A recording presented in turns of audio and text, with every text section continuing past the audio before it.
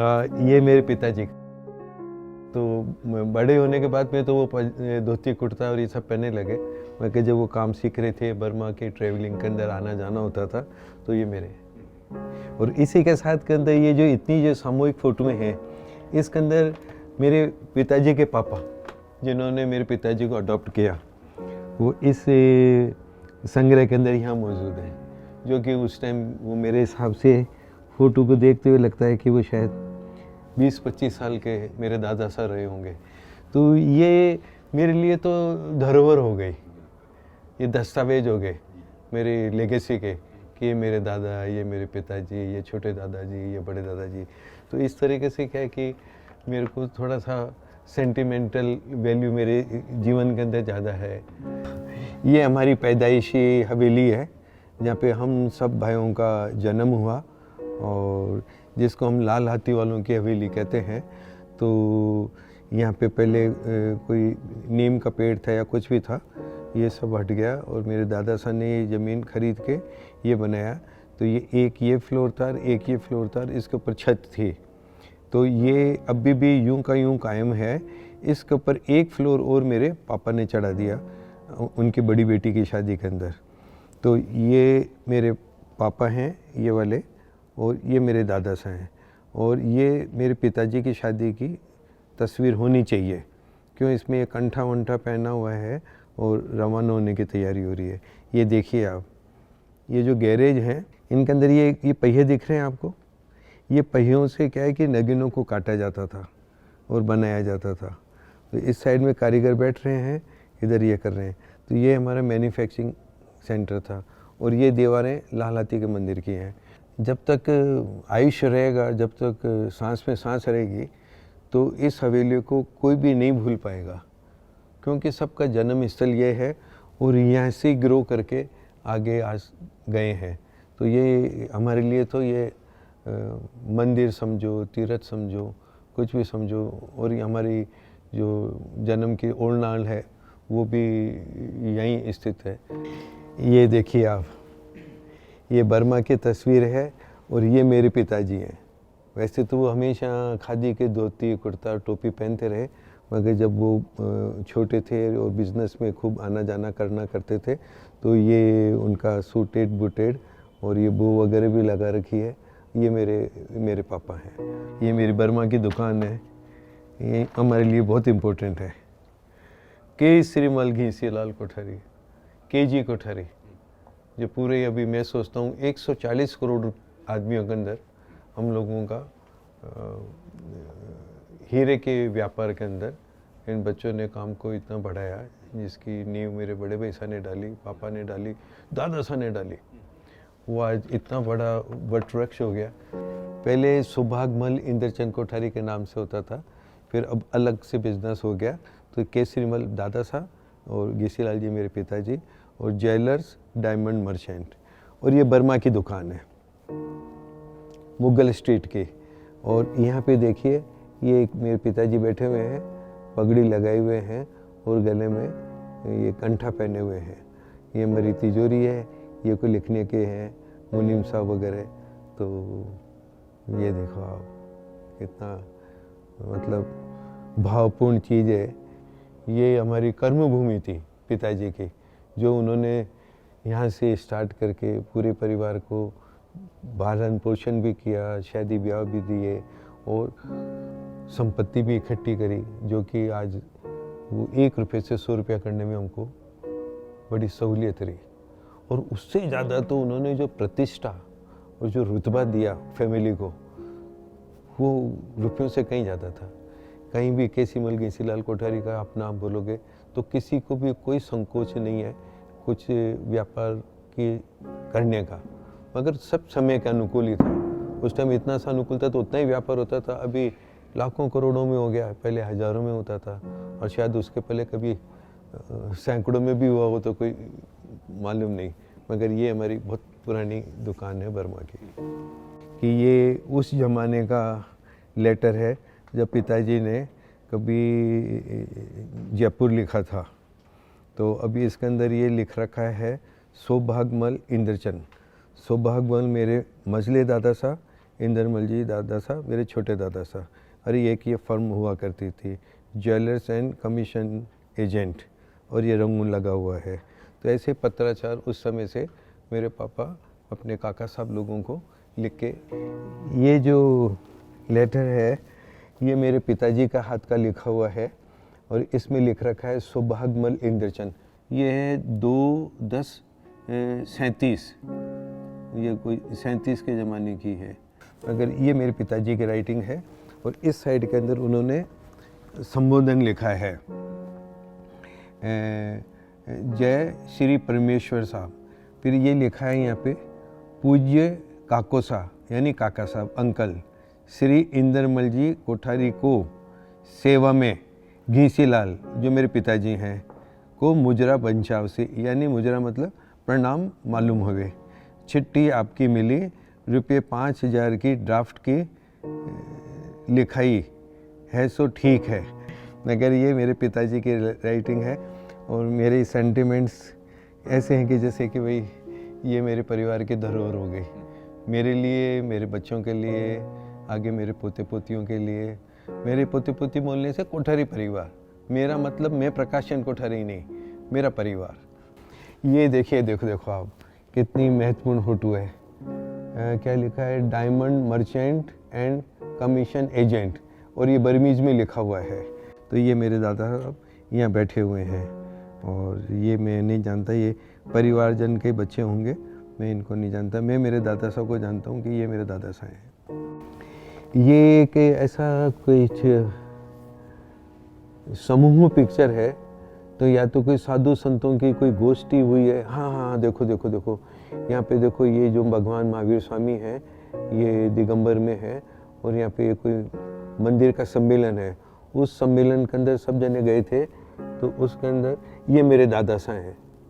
यहाँ पे इस ग्रुप फोटो के अंदर ये मेरे दादा साहब हैं। तो ये कुछ यादें रह गई। अगर बायोलॉजिकल अपन देखते हैं तो मेरे दादा साहब अमोलक जी गोठी, उनकी कोई तस्वीर हमारे पास में नहीं है, हमारी दादी की तस्वीर नहीं है। तो ये जो मैं डॉक्यूमेंट्री फिल्म बनाने की जो कोशिश कर रहा हूँ, या मेरे गुरु की प्रेरणा से मैं कर रहा हूँ, तो उनकी इच्छा पूरी करने के लिए मैं कर रहा हूँ।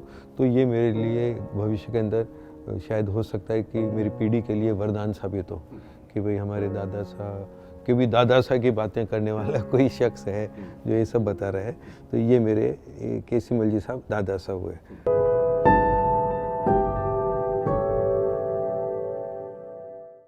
नमस्कार, मेरा नाम भारत रत्न भार्गव है।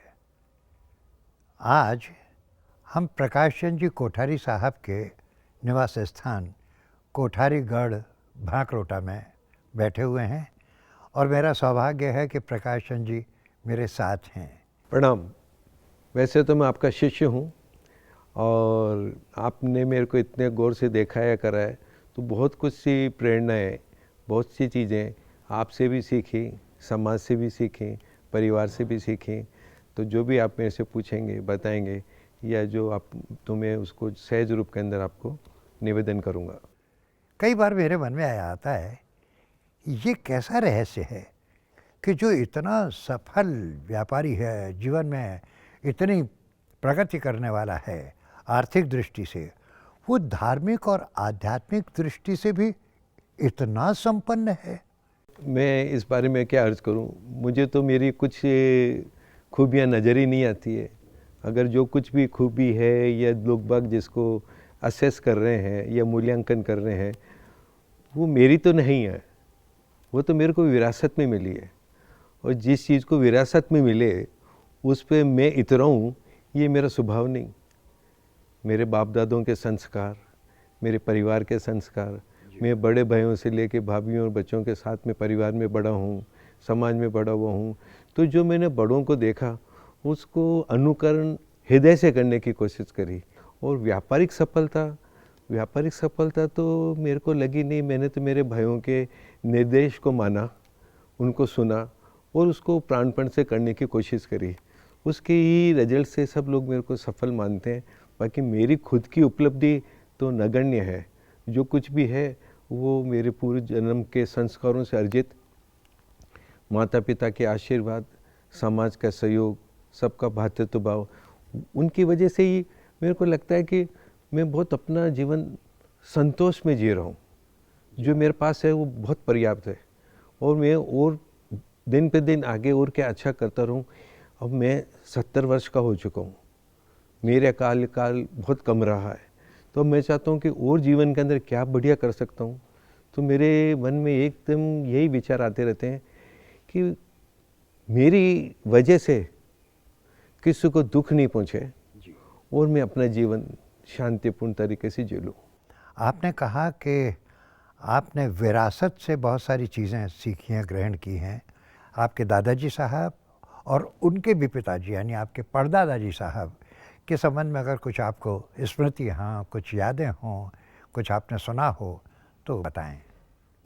सर मेरे को तो जब मैं 1952 में पैदा हुआ था और मेरे दादा साहब जन्माष्टमी को 56 के अंदर एक्सपायर हो गए थे, तो मोरलेस में 4 साल के आसपास रहा।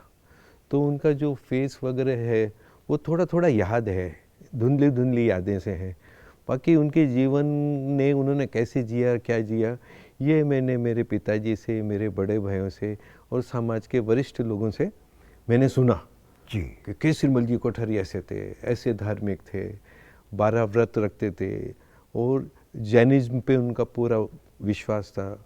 उनके गुरु पूजनीय आचार्य अस्थिमल जी महाराज की सेवा में वो आए और फिर उनकी सेवा में जाने के बाद में कोई भी सांसारिकता से वो दूर रहे। वो सारी चीज़ क्या है कि उन्होंने अपने पुत्र को संभला के उन्होंने एक धार्मिक जीवन की शुरुआत की। मेरे दादा साहब कोई भंडारी करके थे, उनके यहाँ काम सीखने के लिए बर्मा गए। तो उनके पिताजी यानी केसरी चंद जी कोठारी के पिताजी अमरचंद जी कोठारी ने एक लेटर लिख के दिया कि मैं केसरीमल को आपकी सेवा में काम सीखने के लिए मैं भेज रहा हूँ। तो वो लेटर आज भी मेरे पास में, वो 100 साल से भी ज़्यादा हो गया, वो लेटर मेरे को बीकानेर के आदरणीय लालचंद जी साहब कोठारी ने दिया। तो वो मेरे को धरोहर समझ के उसको मैंने मेरे पास में रख रखा है, परिवार की है। तो वो काम सीखने गए, वहाँ काम सीखते सीखते कभी कभी दफ्तर जाने में लेट हो जाते थे। तो वहाँ के जो मालिक हैं उन्होंने कहा कि भाई आप लेट क्यों आते हो? तो उन्होंने कहा कि भाई मैं एक सामयिक करके आता हूँ। हमारे जैन धर्म के अंदर एक सामयिक 48 मिनट की होती है। तो बोले मैं सामयिक करके आता हूँ, तो इस वजह से कभी कभी लेट हो जाते हैं। तो उन्होंने कहा या तो आप सामयिक ही कर लो या सर्विस ही कर लो, नौकरी कर लो। तो फिर मेरे दादा साहब ने कहा कि भाई मैं नौकरी छोड़ देता हूँ, मेरा धर्म पहले है, प्रमुख है। और ये मेरी चीज़ है। क्या बात है। तो जो ये बातें बड़ों से सुनते आ रहे हैं तो ऐसा लग रहा है कि व्यवसाय एक अलग चीज़ है और जो धार्मिक क्रिया है या धार्मिक प्रसंग है वो प्रथम है। तो मेरे को लगता है कि शायद ये सब चीज़ें वहाँ से मेरे को बहुत अंश मात्र के अंदर जो मिली, जिसको मैं फॉलो करके अपने आप को बहुत आत्मसुखी मानता हूँ। बाकी शारीरिक परेशानियाँ आती हैं करती हैं, मगर उस दृष्टि से मेरे को ठीक लगता है। उन्होंने वो रिजाइन करके नौकरी, उन्होंने खुद का अपना व्यापार किया। वाह। तो पहले हम लोग इमिटेशन का व्यापार करते थे जी। ये रियल स्टोन का व्यापार नहीं होता था उस टाइम। इमिटेशन या आर्टिफिशियल जो होते हैं रत्न, इनका व्यापार करते थे। धीरे धीरे वहाँ से संपन्नता हम लोगों को मिली। तो फिर मेरे पिताजी जिनको मेरे दादा साहब ने गोद लिया था, उनको बर्मा ले गए और साथ में जो चीज़ उनको बतानी थी, करनी थी।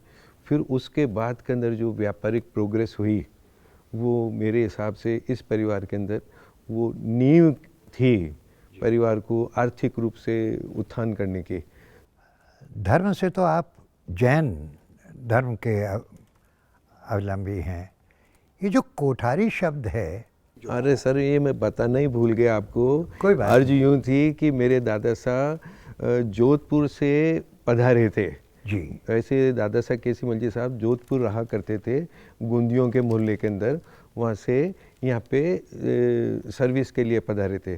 तो राज दरबार में सर्विस करते थे, तो वो कोठार पे काम करते थे, यानी स्टोर भंडार करते थे। गृह के वो देखने वाले, पूरे भंडार गृह को देखने वाले। हाँ जी। वो तो उसकी वजह से हम लोगों को कोठारी कहा।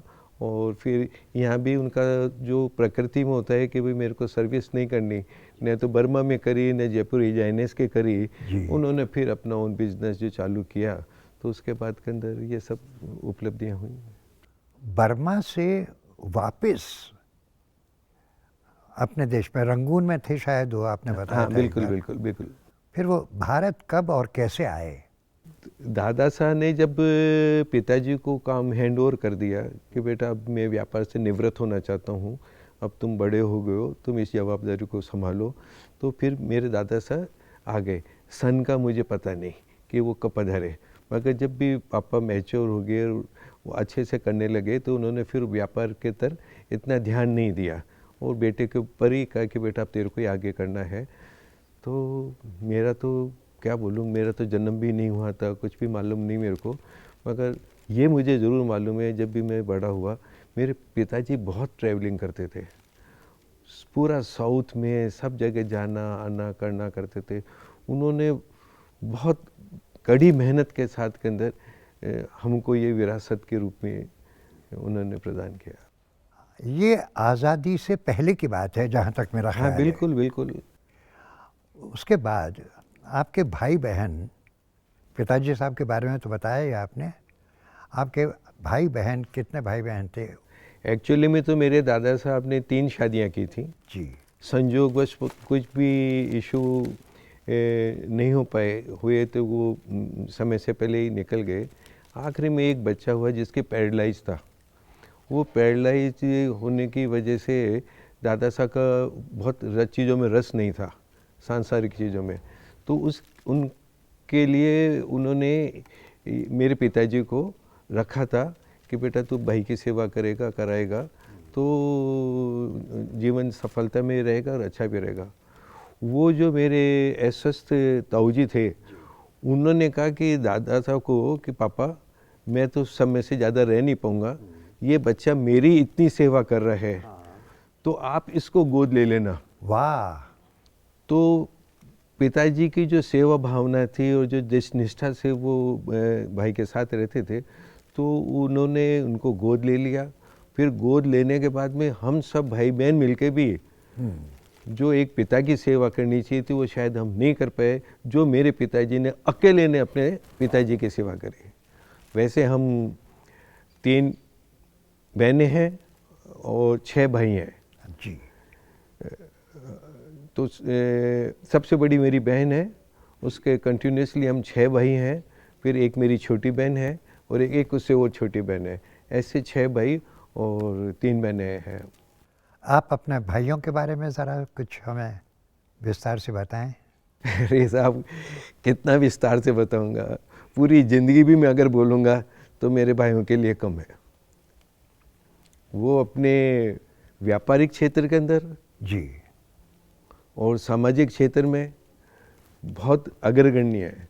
उनसे ही हम लोगों ने ये जो कठोर परिश्रम करने की जी। और मेहनत के साथ काम करने की, ट्रांसपेरेंसी की, हमारे परिवार में कोई भी एक ऐसा नहीं है जिसका भी किसी को एक पैसा देना बाकी हो। हमने पैसे को इतना कभी सर्वोपरि नहीं माना। हमने हमारी प्रामाणिकता को और हमारी आदर्शों को जो हमारे को दादा साहब ने, पिताजी ने दिया, सब भाई बहनों ने बहुत अच्छे से फॉलो किया। आपने एक बार बताया था प्रकाश साहब कि आदरणीय नवरत्न जी साहब जो आपके बड़े भाई हैं, हाँ और विनय जी साहब हाँ हाँ जो आपसे बड़े हैं, हाँ। पिछले हैं, और आप तीनों भाई निरंतर संयुक्त कारोबार करते रहे हैं। और आपके जो 2 भाई और थे, और 2-3, वो उन्होंने अपना स्वतंत्र कारोबार शुरू किया। ये ज़रा प्रसंग बड़ा दिलचस्प है कि 3 भाई मिलकर के एक कारोबार कर रहे हैं और कुछ 2 भाई स्वतंत्र रूप से अपना कारोबार कर रहे हैं। उसके बारे में अगर आप ठीक समझें तो बताएं हमें।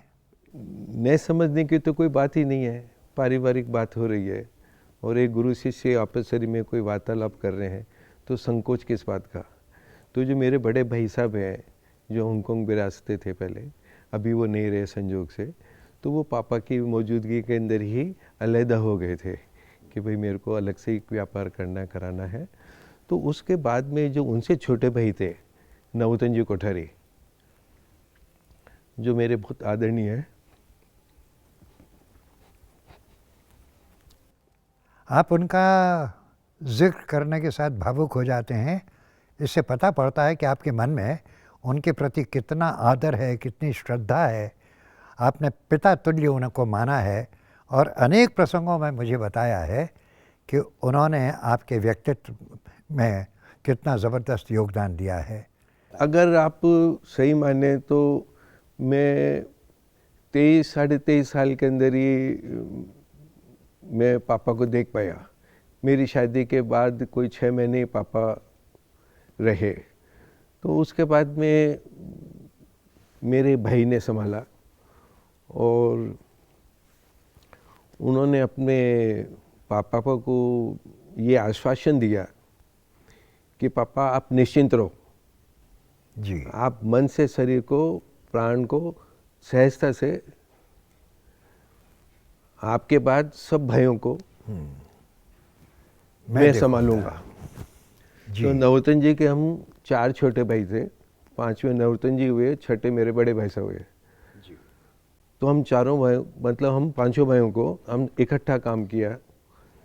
तो हम लोगों ने अच्छे से काम किया, उनको आदर्श माना, उन्होंने यहाँ तक हमको लेके आए। जो कुछ भी है आज मैं उनकी वजह से हूँ। 2 भाई अपना स्वतंत्र विचार रखते थे कि भाई हमको ये चीज़ नहीं समझ में आती है, ये पॉलिसी नहीं समझ में आती है, हम अपना खुद का करना चाहते हैं। तो बड़े भाई साहब ने उनको सहर्ष जो उनका उचित समाधान और बंटवारा था वो दे के पूर्ण किया। फिर हम 3 रहे। तो हमने तो ये कहा कि हम तो जब तक जिएंगे जब तक आपकी आज्ञा में रहेंगे और आपको वही बहुमान देंगे जो बड़ों को देते हैं। और आज तक यही स्थिति मेरे बड़े भाई वेने की ऐसी कैसी बनी हुई है। और बड़े भाई का भी स्नेह हमारे पे उतना ही है जी। अभी मैं बहुत दिनों से कहता था भाई साहब को कि भाई साहब हमको अलग कर दो, हम उम्र में बड़े हो गए हैं, ये HUF फैमिली से निकल के अगर अपन जाते हैं तो कौन किसका क्या है कि नहीं है। बाद में किसी के अंदर विचार मतभेद हों तो वो आपकी प्रेजेंस के अंदर ही, मेरी प्रेजेंस के अंदर ही सब कुछ जिसको जो कुछ चीज़ देनी है दे के मैं निश्चिंत हो जाऊँ। जी, वाह। जैसे मेरे दादा साहब ने अपने बेटे को काम संभला के निश्चिंत हो गए, तो मैं चाहता हूँ मैं 70 साल का हो गया और मेरे को अभी आपसे 8 साल हुए हैं अलग हुए, तो जिस भी काबिल हूँ तो मैं आपको प्रूव करके दिखा सकूं कि आपने जो भी हमको सिखाया है, जो समझाया है, उसको अक्षुण्ण बनाए रखते हुए हम अपना स्वतंत्र जीवन जिएं। बच्चों को भी पूरा मौका दें कि वो क्या जीवन में क्या करना चाहते हैं। साथ में रहेंगे, हर चीज़ आपसे पूछ के करेंगे। आपके विचारों से अगर उनका मेल नहीं बैठा तो बच्चे कहेंगे कि पापा ये क्या हो रहा है, तो लेट अस डू, क्या करना है उनको नहीं करना। तो आपसे बहुत विनती करने के बाद, आपने बहुत समय निकालने के बाद हमारे को स्वतंत्र किया कि जाओ अब तुम मैच्योर्ड हो गए हो, अब कुछ करके दिखाओ। बहुत तो अच्छी इस तरीके बात। से वाह। जो आदर्श भाई हैं, जिनकी वजह से हम दोनों भाई और पूरा परिवार एक अपनी एक संतोषपूर्ण जीवन जी रहा है। और व्यापारिक उपलब्धियां तो दिन पे दिन बहुत बढ़ती जा रही हैं। जी, नॉट ओनली दिस, सेवा के क्षेत्र में भाई साहब ने जो काम किया है, महावीर कैंसर का किया है, एंटरटेनमेंट में किया है, और वो बहु प्रतिभावान व्यक्तित्व है उनका। हम तो उनके फॉलोअर्स में हैं, वो भी बहुत सफल फॉलोअर्स में नहीं। उन्होंने कहा प्रकाश अकाउंट्स का काम सीख। मैंने अकाउंट सीखे ही नहीं जी। उन्होंने कितना मुझे कहा रहे तू समझ तो सही, रुपया गिनना तो सीख, ये तो करना सीख। मैंने नहीं भाई साहब आप मौजूद होना, क्या करना है मेरे को। तो ऐसे ही बहुता के अंदर बहुत आनंद से जिए, बहुत अच्छे से जिए। तो भाइयों के बारे में तो क्या बोलूँ, बहनें मेरी एक से एक बहन तो मेरे से 15 साल बड़ी थी जी। तो वो तो मेरे को बच्चा जैसे ही मानती थी। जैसे आज आप 85 के हो गए और मैं 70 का ही हूँ। एक शिष्य 70 का है, गुरु 85 का है। तो ऐसी कोई कहानियाँ हैं तो चल रही हैं। और मेरी छोटी एक बहन है, 2 बहनें मेरी अभी नहीं रहीं, एक सिर्फ इकलौती बहन रह गई मेरी पुष्पा, जो कि बॉम्बे में रहती है। और हमारे नवोतन जी भाई साहब, लाभचंद जी भाई साहब, बीच में एक हमारे शांति भाई साहब हुआ करते थे, वो अभी कोरोना के असामयिक निधन हो गया उनका। विनय भाई न्यूयॉर्क में मौजूद है, मैं आपकी सेवाओं में मौजूद हूँ, जिसको आप फर्स्ट ईयर से लेके अब तक बराबर से आप देख रहे हो। मैं जब छोटा था, आपसे मुलाकात होने से पहले की बात है, तब लाल हाथियों वाली हवेली नाहरगढ़ रोड पर बड़ी प्रसिद्ध थी। मैं साक्षी रहा हूँ इस बात का कि लाल हाथियों वाली हवेली से लेकर और B4 वहाँ का जो विशाल भवन अट्टालिका है, और फिर ये कोठारीगढ़, यहाँ तक की यात्रा मैं देखता रहा हूँ। ये जो यात्रा रही आपकी, इसमें कितने उतार चढ़ाव थे, क्या क्या आपके अनुभव हुए? सर मैं अर्ज यूँ करूँ कि जब कभी लाल हाथी वाली हवेली का नाम आता है ना जी, तो राम जाने क्या कि मन प्रफुल्लित हो जाता है, क्योंकि हमारा जन्म वहीं हुआ। हम 6 भाई 3 बहनों का जन्म उस हवेली में हुआ। हमारी माँ कभी अस्पताल नहीं गई, वो सब बच्चों की ओढ़ नाल वहीं गड़ी हुई है। हाँ। जो इसको वो बोलते हैं ना यहाँ पे वो नाभे वाली, नाल गढ़ना अपना हाँ, मुहावरा तो है। वहीं गड़ी हुई है। जी। तो सब भाई बहनों का अभी भी जीव वहाँ पे ऐसा लगता है कि ये है हमारे पापा की दादा की जगह है, वाह। ये भाइयों की है, ये छोटे की है, ये बड़े की है, मगर वो जगह सबकी है।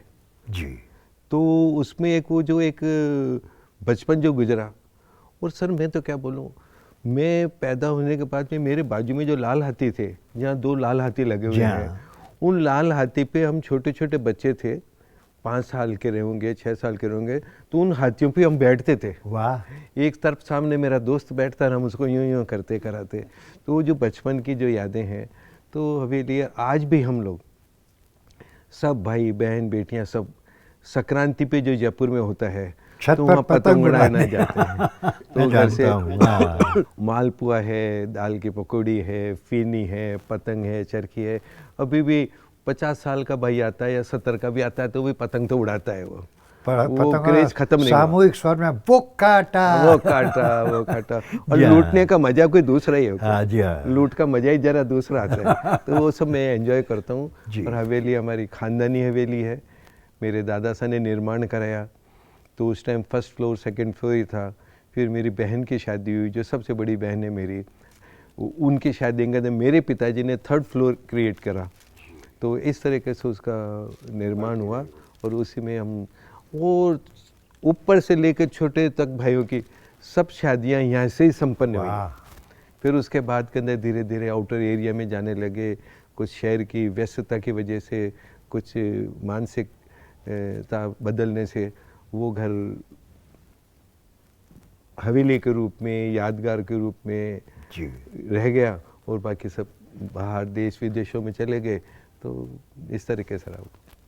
ये कोठारीगढ़ जो है, या आपके जो दूसरे जो नए मकान हैं उनके निर्माण से बहुत अलग है। ये इसके निर्माण की कथा के बारे में मुझे बताएं।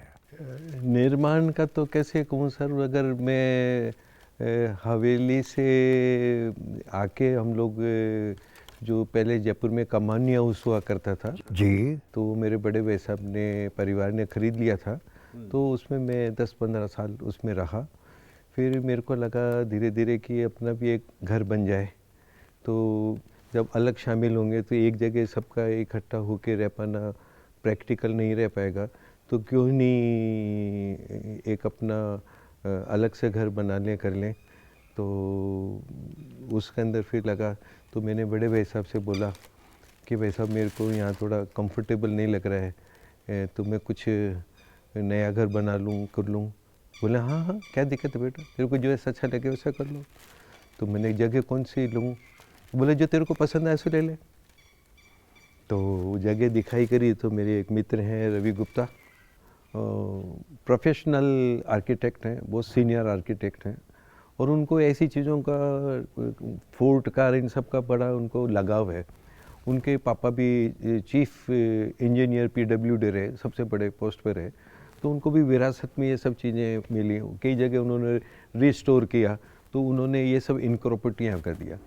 मैं एक बार प्रसंग से, मेरे एक साधु भाई हैं संजय सेठ कलकत्ता के, उनकी कोई पहचान की एक लड़की थी जो कलकत्ता से यहाँ राजविलास में आई थी जी।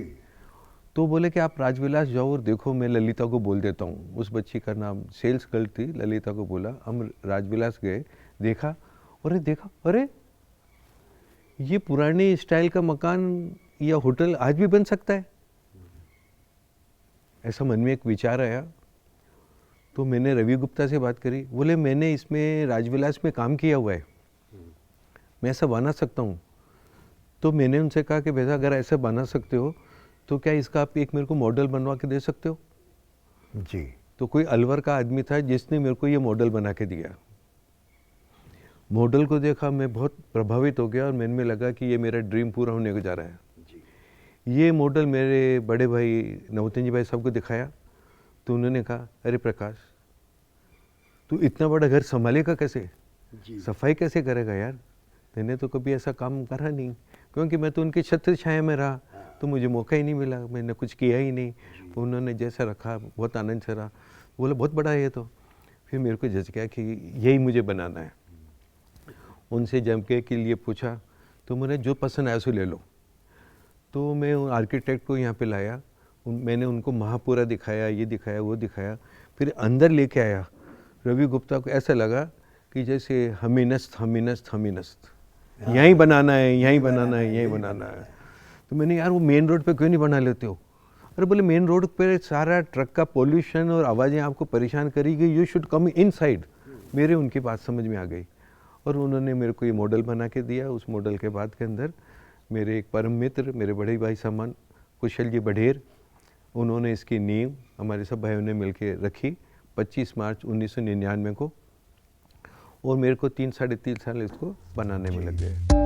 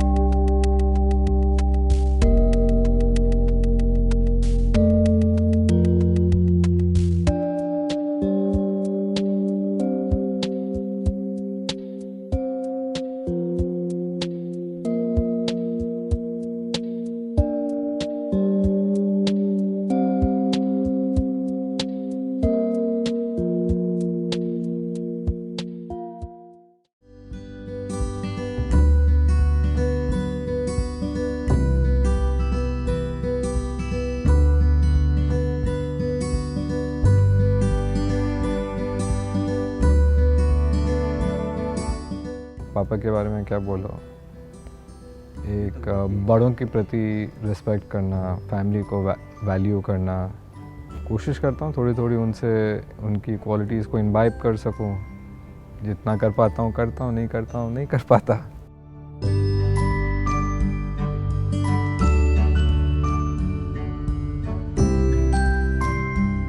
छोटे थे तो ऐसा कभी याद नहीं आता कि भाई पापा ने समय नहीं दिया। बहुत सारी छोटी छोटी मेमोरीज़ हैं। कुछ बच्चों का भी अगर उनको बोला हुआ अच्छा लगता है तो फिर ही स्टिक्स टू दैट।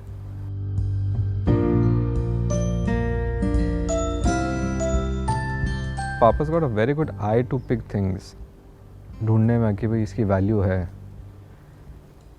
वो नहीं समझते नहीं समझते उसका कोई ज़रूरी नहीं है। मेरे को एक बहुत अच्छे से याद है, मैं एंट्रोप रहता था पहले, और तब क्या शायद वो 2-4 बारी उन्होंने कभी ज़िंदगी में हीरे की रफ़ी नहीं देखी होगी, तो उनको 2-3 दिखाई कि ये इसकी ये कॉस्ट, इसकी ये कॉस्ट। उसके बाद तो बाकी का फिर अगले दिन कुछ दिखाया तो ही was coming very close to the idea. और पत्थर ही हैं, भले हीरा उठाओ या पन्ना उठाओ या मानक उठाओ। I think is got a very good I to pick कि ये वैल्यू फॉर मनी है या नहीं है, या इसका वैल्यू अच्छा दिखता है।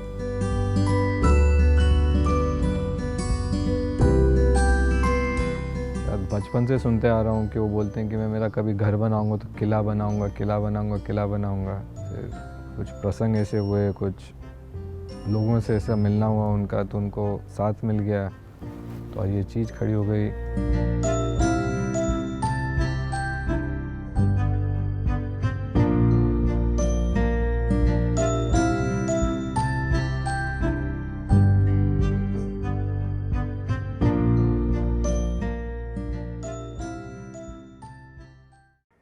प्रकाश जी, ये एक मेरे सामने चंदन का बना हुआ पंखा है।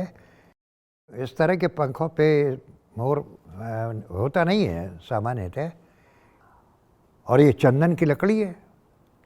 चंदन की लकड़ी पर ये जो अद्भुत कारीगरी की है, ये आपको क्यों इतनी अच्छी लगी?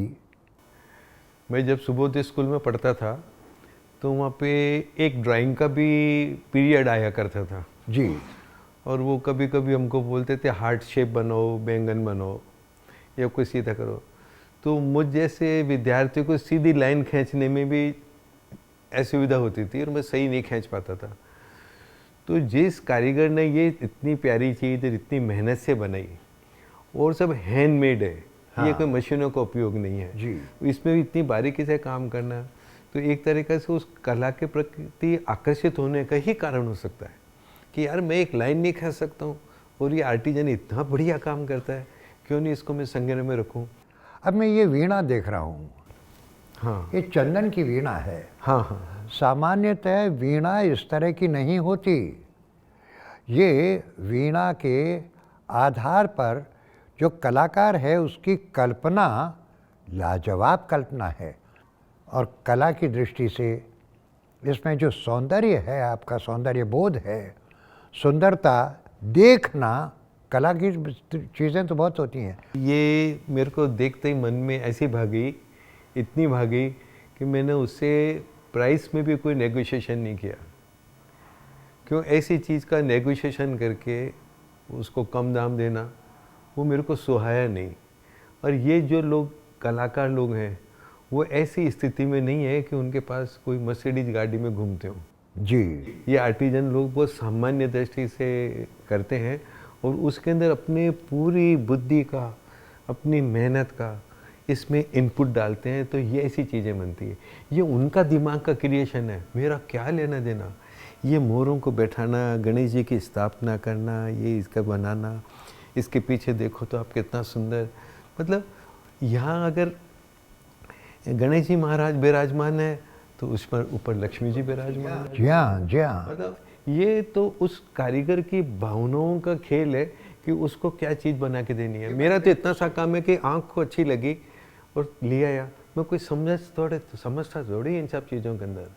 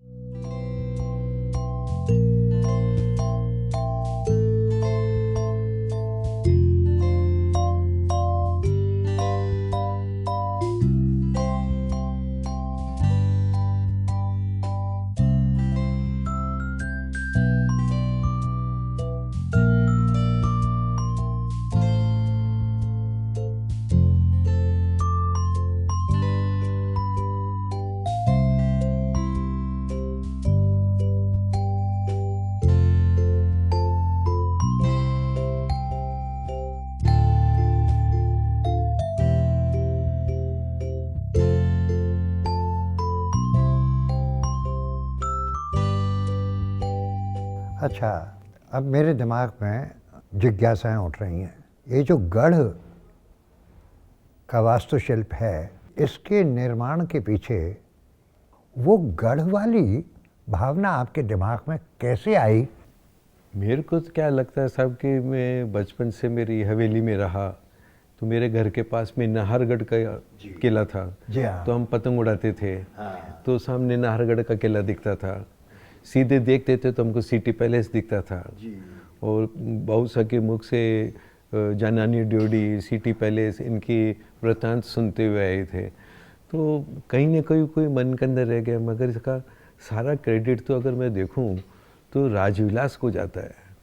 राजविलास को देखने के बाद में कि नवनिर्मित चीज़ ऐसी बन सकती है तो मेरा घर क्यों नहीं बन सकता।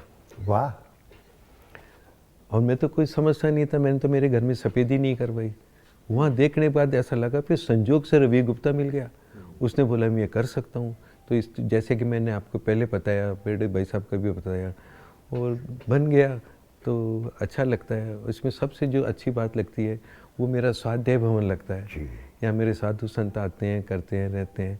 मैं चाहता हूँ कि मैं जैसा हूँ, मगर मेरे बच्चे, पोते पोती, दोती, नॉट ओनली प्रकाशन कोठारी की यूनिट, पूरा केजी कोठारी का परिवार यहाँ पे जब भी साधु संत आते हैं तो सब यहाँ आते हैं, भोजन प्रसादी वगैरह होती है, तो एक धार्मिक माहौल बन जाता है। तो वो प्रेरणा के हिसाब से वो स्वाध्याय भवन मेरे लिए बहुत ही। एक तरफ तो प्रकाश जी साहब, ये वैभवपूर्ण कोठारी गढ़ है जी, जिसके हम कोने कोने में देखते हैं, ऐश्वर्य और संपन्नता वो झलकती है। एक चीज़ और समझ में नहीं आई। अब मुझे मालूम है क्या पूछोगे आप। वो खंडहर, इतना पैसा खर्च करके आपने खंडहर बनाए? पता नहीं भाई साहब, मेरे को कहाँ से ही मेरे दिमाग में ऐसी उल जलूल फेनेटिक पने की बातें आती हैं जो मेरे बिल्कुल मतलब की नहीं होती हैं, मगर उसमें भी मुझे बहुत रस आता है। ये खंडहर बनाया, बनाते बनाते सोचते सोचते ऐसे लगा कि दुनिया में कोई भी चीज़ शाश्वत नहीं है। मतलब कहने का मेरा मतलब ये कि दिन एक से समान नहीं रहेंगे जी। तो नहीं समान रहेंगे, तो ये मेरे को बार बार ये याद दिलाते है कि जिनका उत्कर्ष होता है उनका डाउन भी होता है। तो आप अपने आप के अंदर अहम भाव नहीं रखो, ईगो नहीं जगाएं। और मेरे को सबसे ज़्यादा प्रिय भी है, मैं कभी भी जाता हूँ तो उधर से आता हूँ, करता हूँ, देखता हूँ, या सबको भी अच्छा लगता है। और जो आजकल शादियों में एक चलन चला है, शादी के पहले प्री शूट करते हैं, तो दूल्हा दुल्हन आते हैं, अपने कैमरामैन वगैरह आते हैं, करते हैं, वो सबसे ज़्यादा खंडहर को शूट करते हैं, क्योंकि शहर के अंदर कोई भी ऐसी जगह नहीं, वो यहाँ से आमेर में भी जा सकते हैं, सब जा सकते हैं, मगर ये खंडहर जैसा कोई निर्माण हुआ नहीं। ऐश्वर्या राय और अभिषेक बच्चन भी खंडहर में ही शूट करते हैं। तो मेरे को अच्छा अजीब लगता है कि यार मैंने इतनी अच्छी चीज़ बनाई है जो मेरे को अच्छी लगती है, यहाँ कोई नहीं आता है, वहाँ जाके शूट करते हैं। वो फुटी फुटी बैलगाड़ी के ऊपर है कि खंडहर के ऊपर है, शॉट लेते हैं, करते हैं। तो मेरे को लगता है कि ये लोगों का स्नेह है, हुकुम एक डिफरेंट चीज़ है। और मेरे घर के भी जितने भी शादी समारोह वगैरह होते हैं, तो यहाँ पे इस खंडहर के अंदर आके सब लोग बड़ा एक क्या बोले, एक अजीब सी दुनिया के अंदर खो जाते हैं कि यार ये तुम क्या करते हो, तुम कैसे हो, क्या नहीं हो। तो मेरे को भी अच्छा लगता है। और इसके जो पत्थर इकट्ठे करे हैं जी, वो बहुत अच्छे परिवार की हवेलियों से, वाह, जिनके अभी आर्थिक स्थिति नहीं है, जिन्होंने हवेलियाँ बेच दी, वो पत्थर के लिए कहे हैं। क्योंकि वो जो बनाने वाले वो कहते हैं कि अगर किसी गलत जगह का पत्थर लाते हैं तो वो भी अशुभ होता है। तो इन पत्थरों का जगह जगह से चुन चुन के लाना, और ये बावड़ी बनाना, कि ये पानी की मोठ बनाना, तो वो एक फील देने के हिसाब से कि भाई पानी की मोठ भरी है तो हार्वेस्टिंग का पानी भी उसी में आ जाता है, तो मेरा पानी भी हो जाता है, बचत हो जाती है पानी की। और कभी आप ये सोचो कि ये मैंने बनाया, तो इससे ज़्यादा गलत सोच हो ही नहीं सकता है। कोई ना कोई तो ऐसी अदृश्य शक्ति है जो आपको मोटिवेट करती है कि यार ये चीज़ हुई तो कैसा लगेगा। वो जो प्रेरणा है ना, वो कहाँ से आती है मुझे पता नहीं। तो वो प्रभु कृपा ही समझे इसको कि मैं बोलूं कि मैंने किया, ये तो शायद। मुझे तो ऐसा लगता है कि जब मैं यहाँ घूमता फिरता हूँ तो मुझे कविता नज़र आती है। ये मैं जानना चाहता हूँ इसका रहस्य क्या है। रहस्य तो एक ही है भाई साहब, आपकी निगाहें, आपका सोच, आपको हर जगह अच्छा लगता है। और ये बात तो सही है कि मैं शीला से, मेरी धर्मपत्नी से भी कहता हूँ कि मुझे प्रकृति बहुत अच्छी लगती है। मेरे कमरे से, मेरे खिड़की से, हर जगह से मेरे को क्या कि नेचर में रहना पसंद आता है। तो ये पेड़ों का लगाना और ये बावड़ियाँ खुदवाना, ये सब करना नेचर का ही पार्ट है। और नेचर तो अपने आप में सुंदर है ही। ये आप फूलों की बात कर रहे हो, इसके भगवान ने कोई चीज़ ऐसी सुंदर बनाई ही नहीं। अगर कोई ऐसी सुंदरता बनाई तो आपके सोचने, बाकी प्रकृति ने तो वही काम किया जो कि उसका धर्म था। इस विषय को हम थोड़ा सा बाद में आगे बढ़ाएंगे, क्योंकि इसमें मुझे बहुत सारी चीज़ें ऐसी नज़र आती हैं जिनके उत्तर बहुत महत्वपूर्ण होंगे। लेकिन अब हम वेशांतर करते हैं। ये जो बात है, इससे हम आपके व्यक्तिगत प्रसंग पर आते हैं। आपका वैवाहिक जीवन। ओहो, क्या बात कही आपने। अब अपना आप विवाह के प्रसंग। मेरे विवाह के प्रसंग में तो मेरे को ऐसा कुछ समझ नहीं है, क्योंकि मैं 21-22 साल का था। फिर संयोग से शीला जी से कोई शादी में आने का प्रसंग पड़ा इधर जी। तो ये अपने मामा के बेटे की शादी में आई थी इधर। तो हमारी बड़ी आदरणीय भाभी जी, अनिला भाभी जी ने, उन्होंने इनको देखा, शीला जी को, और ये सोचा कि ये बच्ची तो अपने घर की बहू बनने जैसी है। तो उन्होंने मेरे पापा को बोला, अपने ससुर को, कि एक लड़की ऐसी ऐसी देखे। तो हमने देखा करा। उन दिनों में विनय भाई आगरा कोई लड़की देखने गए हुए थे, तो वो तो थे नहीं। तो हमने इनको देखा, तो भाई ने आके पूछा वो लड़की कैसी है।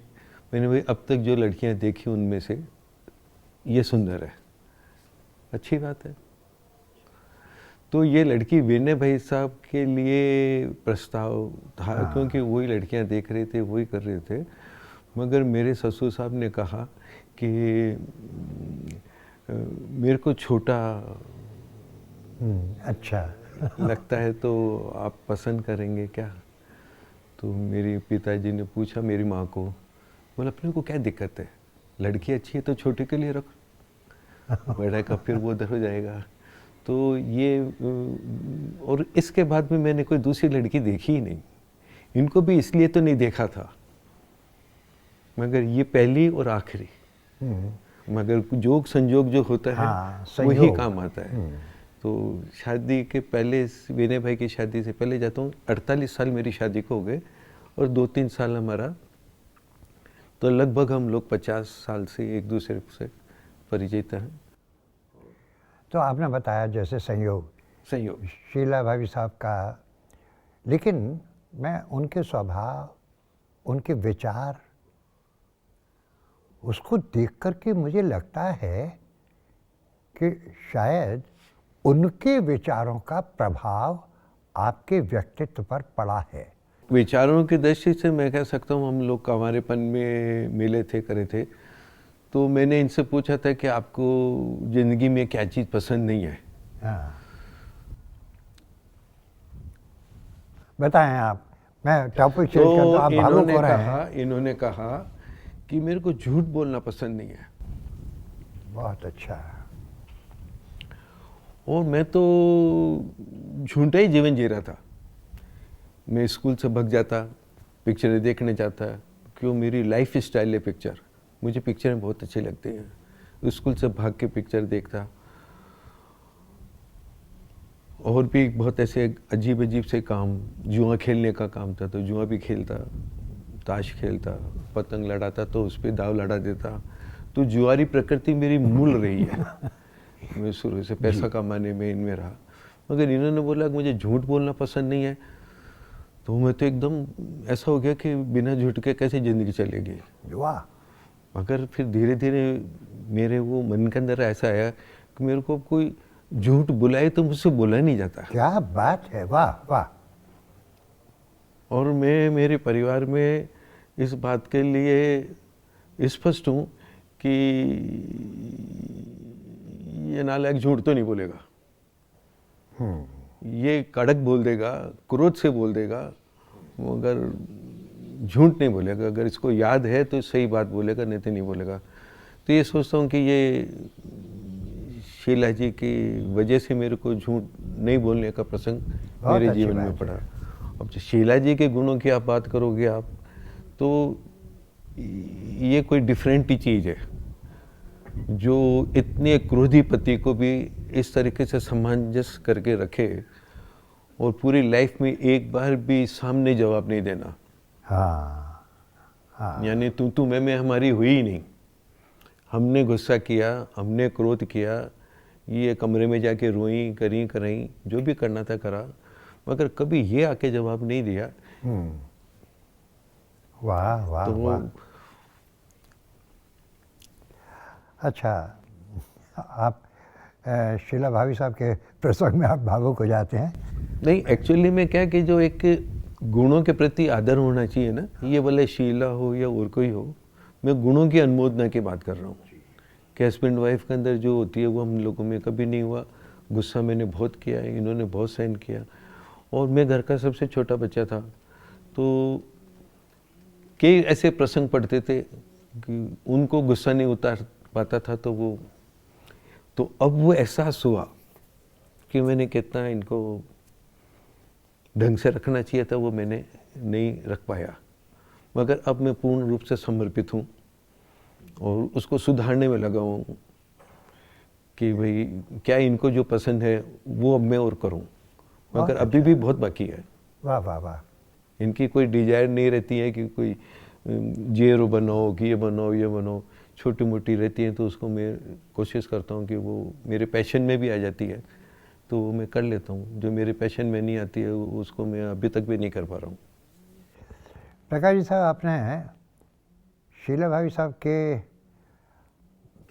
एक वाक्य ने मेरी पूरी जिंदगी पलट दी जी कि मुझे झूठ बोलना पसंद नहीं। पसंद नहीं है। बहुत उस अच्छी दिन बात। से लेके आज तक मैं कोशिश कर रहा हूँ कि मेरा कम से कम प्रसंग पड़े। उनके व्यक्तित्व का एक गुण और है जिसका आप जिक्र नहीं कर पाए हैं, मैं याद दिलाने की कोशिश करता हूँ। विवाह के बाद आपकी संतान, आपने बताया था एक बार कि आपके बड़े भाई नवरत्न जी साहब, उनके लड़के ही लड़के थे और आपकी पहली संतान लड़की हुई, और नवरत्न जी साहब ने, भाभी साहब ने शीला भाभी साहब से किन शब्दों में कहा होगा मुझे पता नहीं, कहा कि लड़की हमें दे दो, हम पालना चाहते हैं। एक माँ के लिए अपनी पहली संतान को देना त्याग की पराकाष्ठा है। आप, मैंने प्रश्न गलत कर दिया नहीं, क्या? ऐसा कोई गलत नहीं है साहब। ये जो आप बहुत भावुक हो गए हैं। ये भावुक पड़ने का तो प्रसंग है ही कि फिर उसके बाद फिर कभी ये नहीं करा कि अपन ने क्यों दे दी,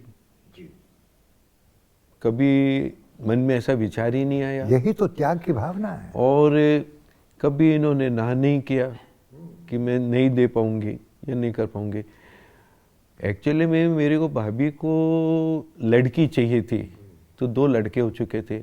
वो चाहती थी कि भाई मेरी एक बेटी भी हो जाए, संजोग से मेरा फिर भतीजा हो गया। तो ऐसी बातों के अंदर बातचीत चली। मैंने भाभी ऐसा क्यों मन छोटा करते हो, अगर मैं होगी तो दे दूंगा, मैं दे दूंगा आपको। बोले हाँ। मैंने हाँ मैं दे दूंगा। मैंने शीला जी से पूछा नहीं था कि भाई ऐसा कर सकते हैं क्या, मगर मैंने मेरी इच्छा जाहिर करी तो बोले अच्छा है। तो एक्चुअली में तो क्या कोई अलग होने की बात ही नहीं थी जी हाँ, कि ये या वो अलग है, वो बड़ी है, परिवार है, उनको एक लड़की परिवार चाहिए। तो होने के बाद 40 दिन बाद भाभी जी ने बोला कि भाई लड़की हो गई, सब हो गया, अब मेरे को लड़की चाहिए। तो उस टाइम वो माँ का दूध पीती थी, तो भी बोले कि तो हमने दे दिया। वो बच्ची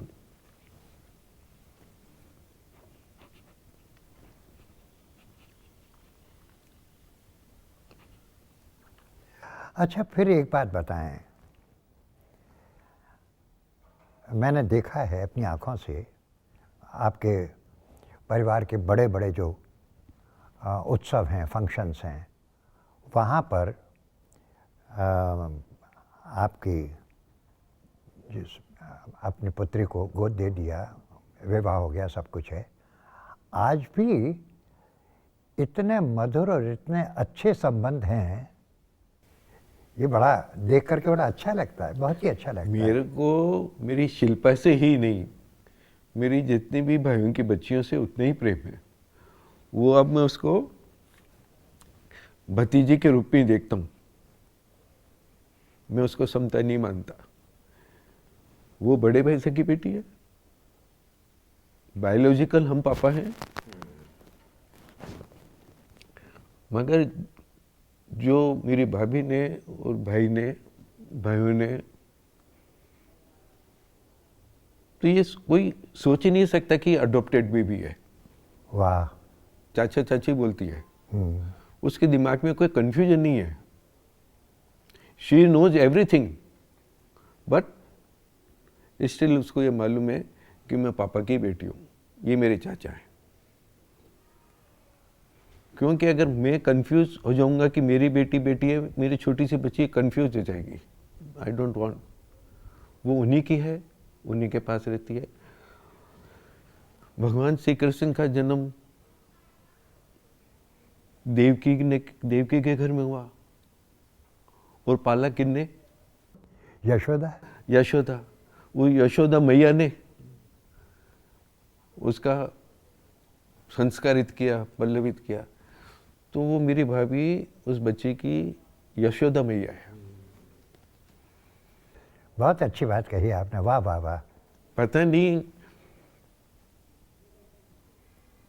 मेरे को ऐसा बोलना है ध्यान नहीं आता है, न मैं कुछ सोच के बोल रहा हूँ। वो मैं जिंदगी में सोच के तो बोलता ही नहीं हूँ, इस बात का सारे घर को दुख है।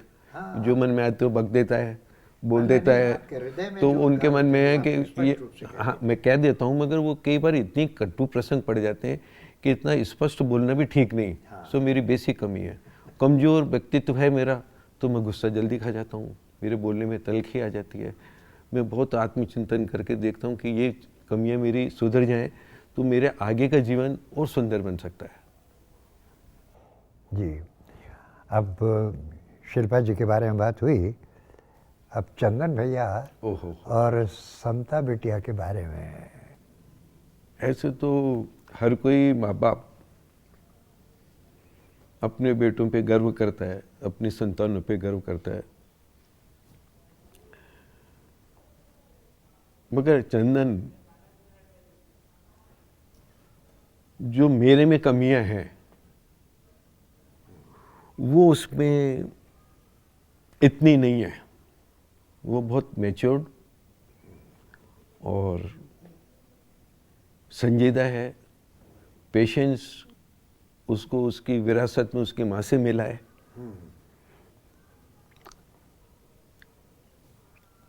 जवाब देना नहीं जानता, क्योंकि मालूम है क्रोधी पिता है, तो सहन कर लेता है वो।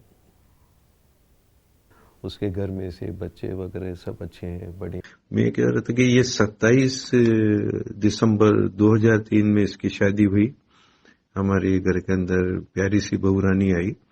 उसके एक 16 साल की मेरी पोती है, एक मेरा 12 साल का पोता है, और बहुत ही अच्छे और सुशील नम्र बच्चे हैं। और ऐसे ही प्रसंग से देखता हूँ तो मेरी जो छोटी बेटी है, जो चंदन से 9 साल छोटी है, उसकी शादी 19 फरवरी 2011 में हुई। उसकी शादी बम्बई में हुई। कंवर साहब बड़े संस्कारित और अच्छे स्वावलंबी और होनहार बच्चे हैं। और फिर हमारे दो दोहिते हो गए, तो एक 8 साल का है, एक अभी 2 साल का है। तो ये एक हमारा छोटा सा प्यारा सा परिवार है। हम लोग हिल मिल के खुशी से जीवन जी रहे हैं। और ये सब जो कुछ भी हो रहा है, ये गुरुदेव और प्रभु की कृपा बगैर नहीं हो सकता है।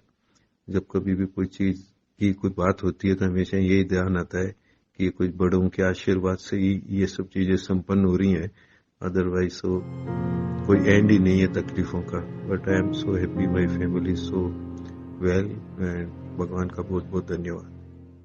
फिर मेरे को लड़की चाहिए थी, फिर संता आई, तो चंदन के 9 साल बाद में आई। जी।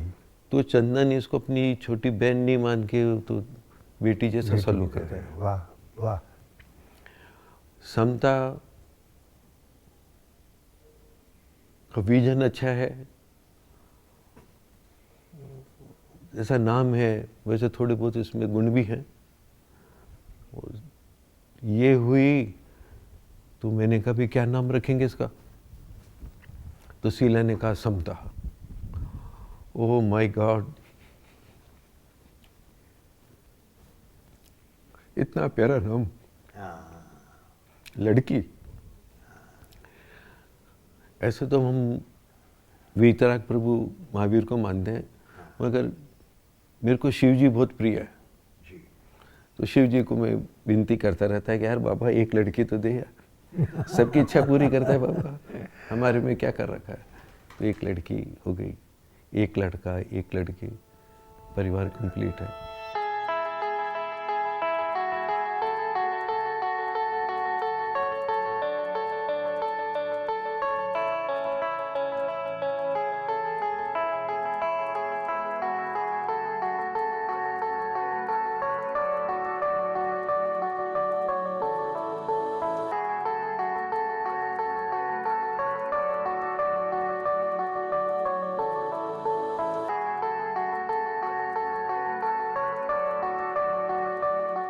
पापा का मूल स्वभाव प्रेम का है। पापा ना ही अपनी जस्ट फैमिली से, एक्सटेंडेड फैमिली है, फ्रेंड्स है, कर्मचारी हैं, प्लांट से, एनिमल से, सबसे बहुत बहुत प्यार करते हैं। और ये चीज़ हमेशा हमने बचपन से देखी है और महसूस की है।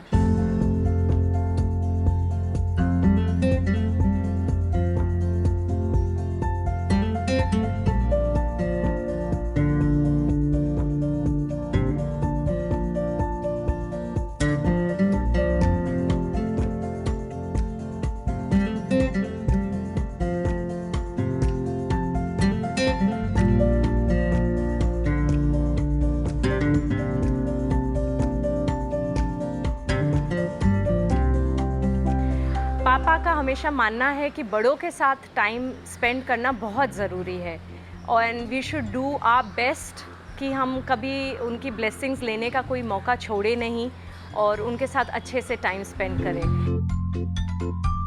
पापा का जो दिनचर्या है वो हमारे लिए हमेशा इंस्पिरेशनल रहा है। उनने वो चीज़ हमेशा फॉलो की है, सिर्फ सिखाई नहीं है, बट हम उनके एवरीडे, डे टू डे में देखते हैं और उनसे इंस्पायर होते हैं। किस तरह से वो डिसिप्लिन से टाइम से उठना, उनकी क्रियास करना, योगा करना, वॉकिंग, उतना ही मेहनत से काम करना, लगन से काम करना और उससे ही ज़्यादा इक्वली लगन से सबसे सोशलाइज करना उन्हें बहुत पसंद है। उनको कला से बहुत प्यार है, तो अगर गायन सीखें तो आप बेस्ट गायन सीखें या पेंटिंग करें या सिलाई सीखें या anything apart from just academics. अगर कोई अपने टैलेंट को सीखना चाहता है, उसमें अपनी एक लाइवलीहुड बनाना चाहता है, तो पापा की हमेशा से ये इच्छा थी कि वो उस चीज़ को सपोर्ट करें। हम सब सक्षम हैं मेंटली, फिज़िकली, फाइनेंशियली, तो हमें एक अबव नॉर्मल ज़िंदगी भगवान ने गिफ्ट की है और हमें उसको बेस्ट कैसे यूटिलाइज़ करके अपने स्किल्स को यूज़ करें, किसी की मदद करें, दान करें, सेवा करें, ये चीज़ उनने हमें हमेशा बचपन से सिखाई भी है और आज भी हमें उसकी तरफ प्रेरित करते हैं।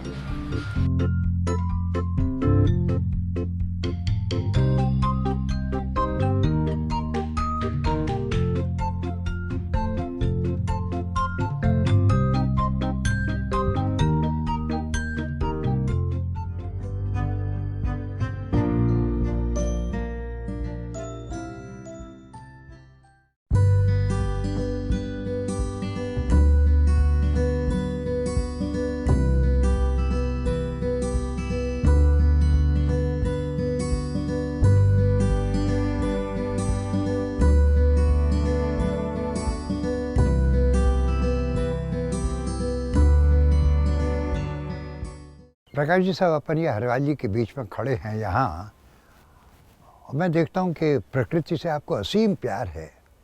इसके साथ एक छोटी सी बात यह है कि आप प्रकृति के जितने भी अवयव हैं उनका अधिक से अधिक उपयोग करना चाहते हैं। पानी की एक एक बूंद व्यर्थ न जाए, बिजली कहीं भी व्यर्थ न जाए। अब ज़रूरत है तो उसका अच्छा उपयोग हो, दुरुपयोग ना हो। ये जो भावना है, इसके पीछे बताएं आपका रहस्य क्या है? मैं क्या सोचता हूँ साहब कि मैंने मेरे पिताजी के श्रीमुख से सुना है कि बेटा घी ढुल जाए तो कोई चिंता नहीं, मेरा पानी वेस्ट नहीं जाना चाहिए। बहुत अच्छी बात है। वो पानी को इतना अहम मानते थे कि पानी ही जीवन है, तो इसलिए वो हमेशा रहे। और हमारे जैन सिद्धांत के अंदर मैंने मेरे आचार्यों से, गुरुओं से सुना है कि वेस्टेज करना ठीक नहीं है। अपने जीवन के ऊपर आप कम से कम व्यय करें। वाह। हमारे कपड़े भी बड़े सीमित होते हैं जैन साधुओं के, जी हाँ। और श्रावक लोग जो कहते हैं, हम लोग उनके जो भक्त लोग हैं, उनको लोग भी यही प्रेरणा देते हैं कि अपने ऊपर कम से कम व्यय करो और बाकी संस्थाओं को, परोपकार के चीज़ों में अच्छी में चीज़ें। इसलिए हमारे खाने का भी संयम है कि इतना सा खाओ, इतना सा करो, नेशनल वेस्टेज मत करो। और बिजली के लिए भी 1 सेकंड के 10वें सेकंड के अंदर खटका दबाओ, इतनी देर में उपलब्ध है। आप उसको खोलने बंद करने के चक्कर के अंदर घंटों खुला छोड़ देते हो, जो एक तरीके से वेस्टेज होता है। आजकल क्या होता है, खुद के ऊपर ज़्यादा लग रहा है। हाँ। अपना गाड़ी, घोड़ा, बंगला, मकान सब बेस्ट से बेस्ट करते हैं, और देने के नाम से क्या है कि उनके पास में कुछ भी नहीं है। मतलब आर्थिक दान दे हुए तो एक अलग बात है, वो भाव भी नहीं देते हैं, वो उस गहराई तक पहुंच ही नहीं पाते। और ये जो बड़ों ने दिया तो ये सब उन्हीं की देन है, इसमें मेरा तो कुछ भी नहीं है। लेकिन आपका एक योगदान, वो तो व्यक्तिगत रूप से मैंने देखा है, आपके यहाँ सैकड़ों कर्मचारी काम करते हैं, और मैंने देखा है कि एक एक व्यक्ति जो भी आपका कर्मचारी है, उसका पूरा परिवार, बच्चे, सारे लोगों के नाम, वो क्या कर रहे हैं, बच्चों की क्या परेशानी है। मेरी ये कमी है सर कि मैं दूसरे को दूसरा समझ ही नहीं पा रहा हूँ। ये बहुत बड़ी बात है। मैं बहुत बड़ी क्योंकि जो विशेषता मेरी है। सब्जी उगा के दे रहा है और ऑर्गेनिक सब्जियां बना रहा है, उससे मेरे परिवार का भरण पोषण होता है, मेरे मित्रों का होता है, मेरे रिलेटिव्स का होता है। वो नहीं होगा तो क्या करूँगा? मैं उसका ध्यान नहीं रखूँगा तो मैं खेती करने थोड़ी जाऊँगा। हाँ, लेकिन तो ऐसे ही ये जितने भी ये मकान में काम करने वाले हैं, कराने वाले हैं, कितना काम कर रहे हैं, रोजी है, रोजगार है, और कोई कराने वाला तो दूसरा ही है साहब। अपन क्यों भ्रम कर रहे हैं कि ये मैं कर रहा हूँ? मेरे नौतंजी भैसा को भी आप देखोगे तो आपको मालूम पड़ेगा कि वो बंदा सुबह से लेके शाम तक जब तक नहीं सोता है, जब तक कुछ न कुछ प्रेरणा भरते हैं, काम करते हैं, और वो एक एक चीज़ का ध्यान रखते हैं।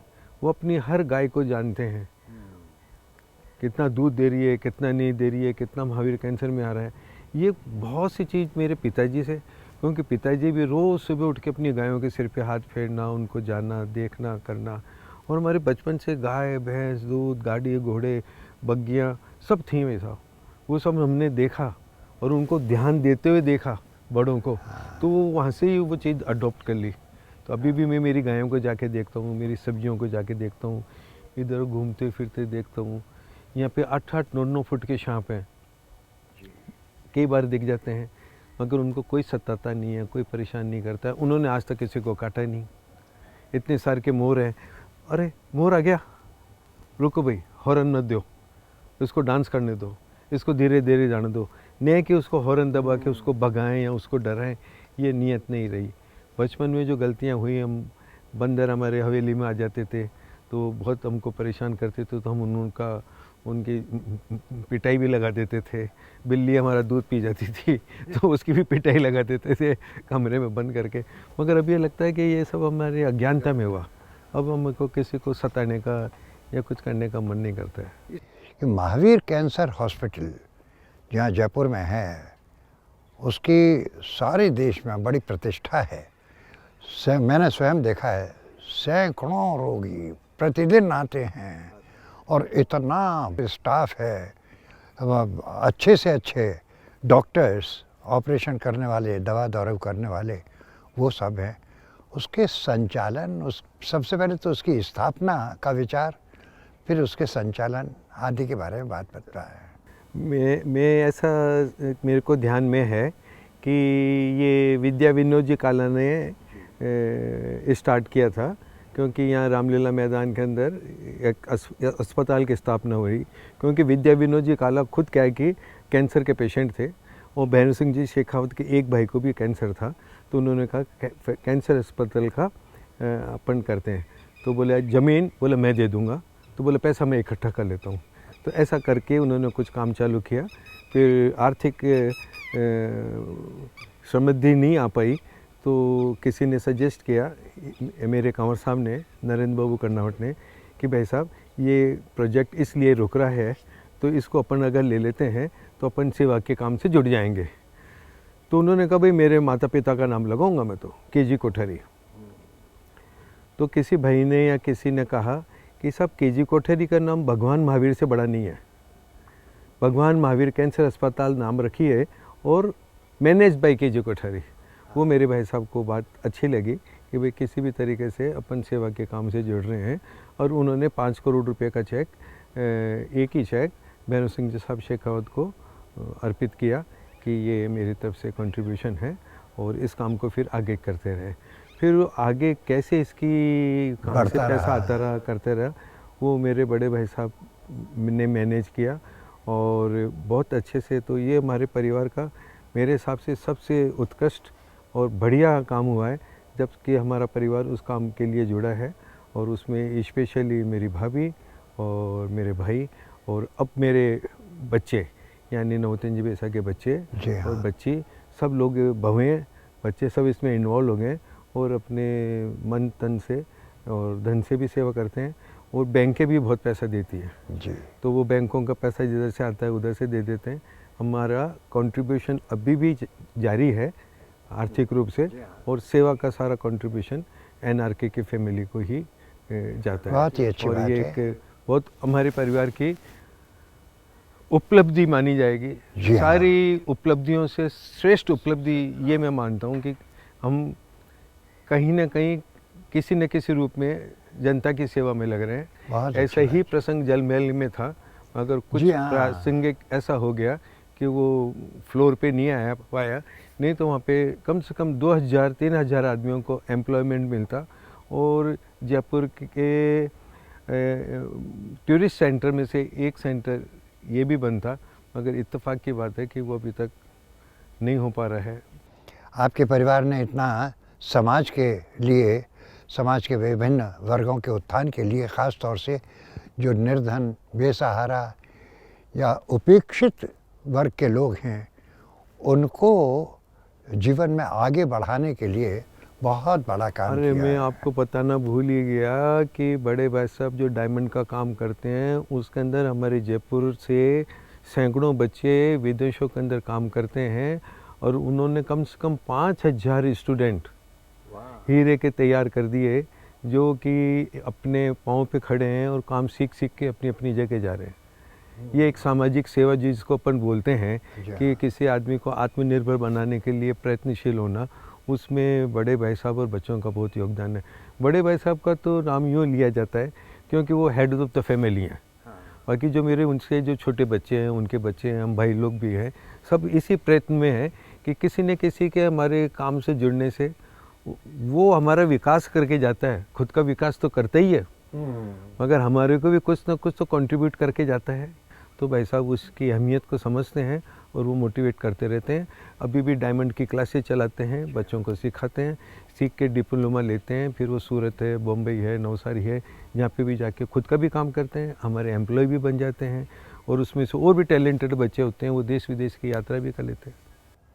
मैं आपके सामने खड़ा हूँ आज और यहाँ कोठारीगढ़ में बात कर रहा हूँ।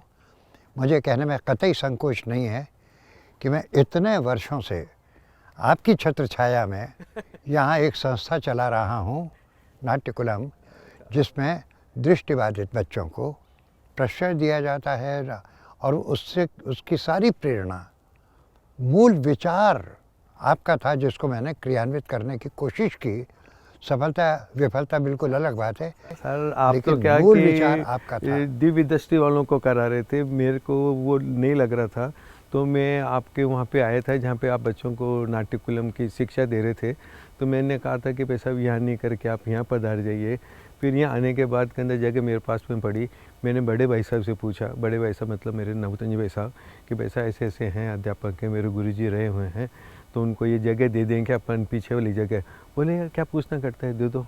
आप यहाँ पे आ गए, आपने हम जैसे बच्चों को शिक्षा दी, उसमें इतना नहीं लगा। तो फिर मेरे दिमाग में आया कि गुरुदेव का इतना सेवा का भाव रहता है, तो मैं आपको ब्लाइंड स्कूल के लिए सजेस्ट कर दिया कि उन बच्चों को भी जीवन में कुछ खुशियाँ आवें, कुछ ऐसा प्रसंग पढ़ें कि वो हंस सकें।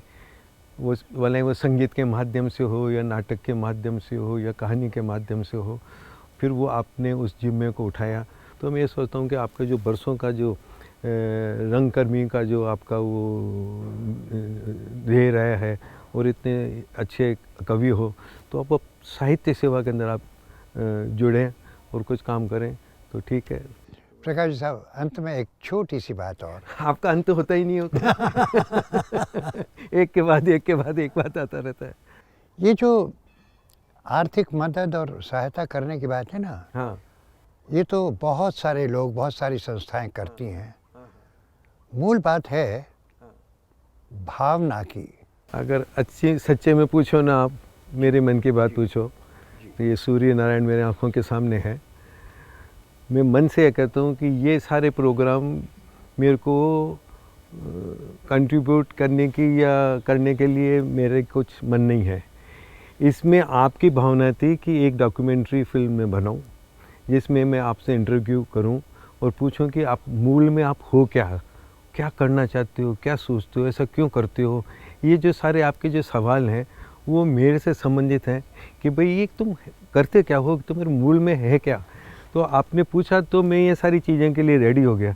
अदरवाइज़ मेरे को तो साहब मेरी कोई इसको सुन के ये नहीं सोचे कि भाई आत्म प्रशंसा करवाने के लिए इसने ये फिल्म बनाई है, ये चीज़ बताई है, मगर मैं आपकी भावनाओं को बहुमान देते हुए ये सब मैं करने के लिए तैयार हूँ। अदरवाइज़ मेरे को तो प्रशंसा से और प्रशस्ति से बहुत दूर रहता है। संकोच रहता है। मेरे को तो कोई स्टेज पे बुलाने को भी बोलता है तो मैं बोल नहीं पाता हूँ, मैं भावुक हो जाता हूँ। मेरा मूल प्रकृति भावुक पढ़ने की है। इस भावुक पढ़ने के अंदर ही मैंने मेरी पहली संतान भाई साहब को सारी ज़िंदगी पर समर्पित रहा, मेरे भाई साहब को, मेरे परिवार को। तो ये मेरी मूल प्रकृति है, इसमें मेरा कुछ भी नहीं, मेरी प्रकृति ऐसी है। मैं इसे हटकर भी कुछ करना चाहूँ तो शायद नहीं कर पाऊँ, या करूँ तो मेरा मन छोटा हो जाए। बहुत बहुत धन्यवाद, मेहरबानी बहुत आपकी। आनंद आया मुझे। आपने अंतर्मन की बातें बिना किसी झिझक के, बिना किसी संकोच के शेयर की, और ये आने वाले संतति के लिए, बहुत सारे लोगों के लिए एक ऐसा प्रमाण, ऐतिहासिक प्रमाण हो जाएगा। ये भी मेरी थोड़ी मूल भावना में थी कि आज तो मैं हूँ, कल मैं नहीं रहूँगा। तो चंदन के पोते को कैसे मालूम पड़ेगा कि मेरे परदादा कैसे थे या दादा कैसे थे।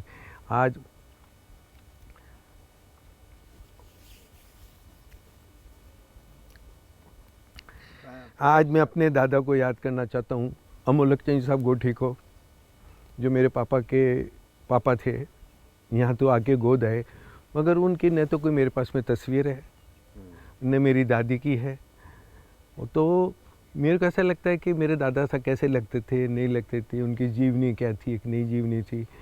ये डॉक्यूमेंट्री फिल्म से ये पीछे वालों को ये लग सकता है कि भाई ये भारत रत्न भार्गव की वजह से ये बनी है और ये चीज़ बनी है। तो ये परिवार की एक तरीके से मतलब जैसे कोई लिखित में विल होती है या कुछ होती है, तो ये आवाज़ से भी साक्षात्कार है और चेहरे से भी साक्षात्कार है। तो आगे की पीढ़ी के लिए शायद ये कभी उनको एक याददाश्ती का सबूत बन सकता है।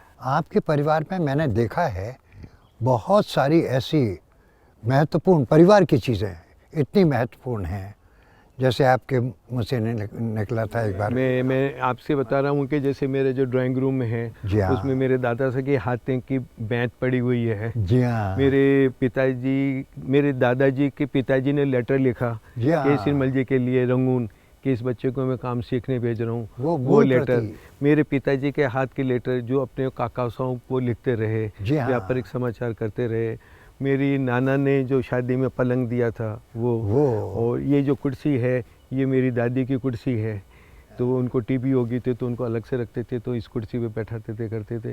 तो ये सेंटिमेंटल वैल्यू है, कुछ भी नहीं है। वो मेरी दादा की पॉइंटियक कार जो मैं 69 के अंदर, जब मैं जयपुर से कन्याकुमारी गया हाँ, बाई कार, पिताजी वाह। के साथ में, माताजी के साथ में, बड़ी बहन के साथ में, वो 6,500 रुपये की कार ली हुई, chief secretary of Rajasthan Bhagwat Singh ji Mehta, हाँ, उनकी हाँ, 1 नंबर की गाड़ी हमने खरीदी, इस गाड़ी से हम कन्याकुमारी गए।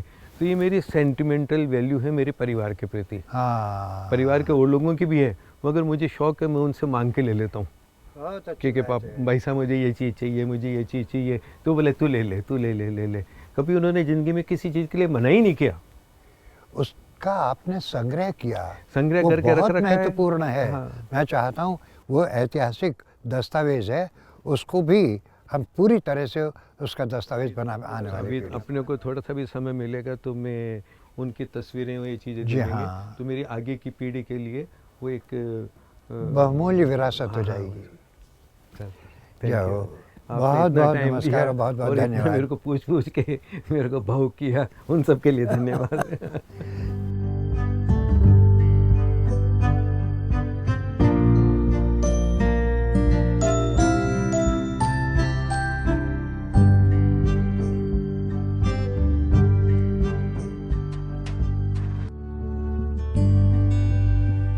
श्री प्रकाश जी कोठारी का जन्म जयपुर में 2 मई सन 1952 में हुआ है। नाहरगढ़ मार्ग पर स्थित लाल हाथियों वाली हवेली में जन्मे प्रकाश जी की आरंभिक शिक्षा सुबोध स्कूल में हुई और उसके बाद ग्रेजुएशन करने के साथ साथ वे रतन व्यवसाय की बारीकियों को समझने लगे। अपने बड़े भाई श्रद्धेय नवरतन जी कोठारी के सानिध्य में उन्होंने रतन व्यापार के क्षेत्र में अपना प्रथम चरण बढ़ाया। श्री प्रकाश जी कोठारी, जिन्हें हम एक अत्यंत सफल और कुशल रतन व्यवसायी के रूप में जानते हैं, वस्तुतः बहुमुखी प्रतिभा से संपन्न हैं। व्यावसायिक सफलता के साथ उनकी विशुद्ध मानवीय भावनाओं ने उन्हें समाज में लोकप्रिय बनाया। अपने साथ काम करने वाले सहयोगियों को वे अपने विशाल परिवार का अभिन्न अंग मानते हैं। प्रकृति और प्राकृतिक सुंदरता के प्रति अनन्य प्रेम उनके व्यक्तित्व का दूसरा विलक्षण पहलू है। उनके निवास स्थान के कण कण में उनकी सौंदर्य दृष्टि झलकती है, जो उनके सौंदर्य बोध का प्रत्यक्ष प्रमाण है। प्राचीन और दुर्लभ वस्तुओं तथा पुरातत्व सामग्री के प्रति उनका अनुपम लगाव भी अद्भुत है। उन्होंने अपने निवास स्थान में अनेकानेक उन वस्तुओं का संग्रह किया हुआ है जिन्हें साधारण तौर पर बेमानी और अनुपयोगी समझकर त्याग दिया जाता है। ऐसी दुर्लभ वस्तुओं का संग्रह यह प्रमाणित करता है कि वे अपनी परंपरा और पूर्वजों के गुणों के प्रति कितने अधिक आसक्त हैं। जैन धर्म और जैन दर्शन के प्रति गहरा अनुराग तथा मुनिजनों के आदर्श को अपने जीवन का अभिन्न अंग बनाने वाले प्रकाश जी अन्य धर्मों की आलोचना या अवमानना में विश्वास नहीं करते। सभी धर्मों और सभी धर्मों के अनुयायियों के प्रति समान प्रेम की भावना उनके व्यक्तित्व का अन्य विशेष गुण है। उनका आदर्श विशुद्ध मानवीय गुणों का सत्कार और सम्मान है। यूँ तो उनके व्यक्तित्व के अनेक पहलू ऐसे हैं जो उन्हें विलक्षण बनाते हैं, किंतु एक अन्य पक्ष का उल्लेख किए बिना ये बात अधूरी रह जाएगी। वो है समाज के दुर्बल, असहाय, बेसहारा और दिव्यांग वर्ग के प्रति उन्हें सक्षम बनाना और सामर्थ्यवान बनाने की दिशा में उनकी मानवीय भावना। केवल आर्थिक रूप से ही नहीं, वे इस सत्कर्म में भावनात्मक रूप से भी उतनी ही शिद्दत से जुड़े हुए हैं। उनके द्वारा किए गए संकल्पों की सूची बहुत लंबी है। इस कार्यक्रम में केवल कुछ महत्वपूर्ण पक्षों को ही रेखांकित किया जा सका है।